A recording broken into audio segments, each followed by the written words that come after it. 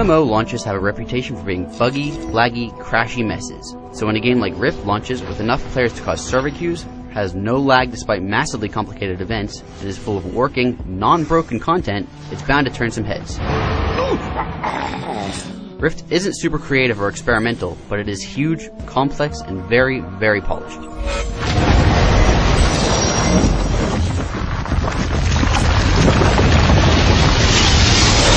Rift is the first game from Trion Worlds, a studio with a couple other MMOs in production, but they've already set the bar very high. In Rift, you are an Ascended, a figure who has overcome death and been sent through time to save the world. The story begins strong, but its importance fades rapidly and only pops up in the occasional quest. As you can see, Rift is nothing short of beautiful. Textures are crisp and detailed and portray a lot of depth, character models ooze personality, and building architecture is elegantly complex. Rifts, the game's namesake, make an impressive impact as they tear the sky open and spill out monsters. But while Rift is beautiful, it's also unoriginal. Other than the Rifts, which are just modified versions of Warhammer Online's public questing system, and the Souls, which are complicated talent trees, there's not a lot that Rift introduces to the MMO genre. Instead of trying to be original, Rift just tries to be better.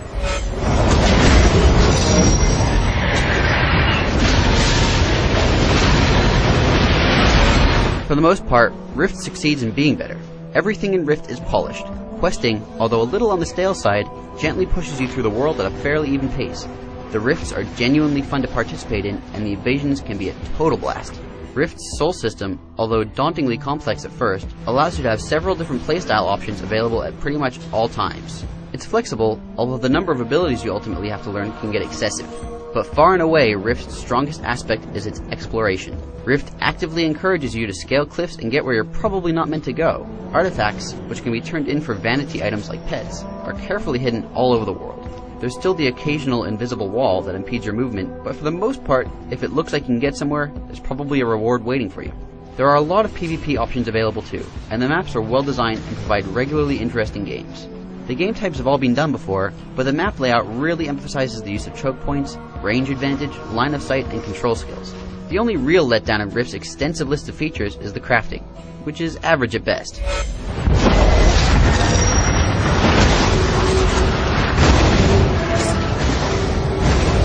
Deciding to focus on making a really good game rather than a really new one was a good choice for Trion. Rift is a genuinely great MMO, and has probably had the strongest launch in recent memory. There's a lot to like in Rift, and a lot to keep you occupied. Sure, there's not a lot of originality on offer, but if you're tired of Azeroth, then Rift might be the perfect getaway. For more on Rift, including the written review, check out IGN.com.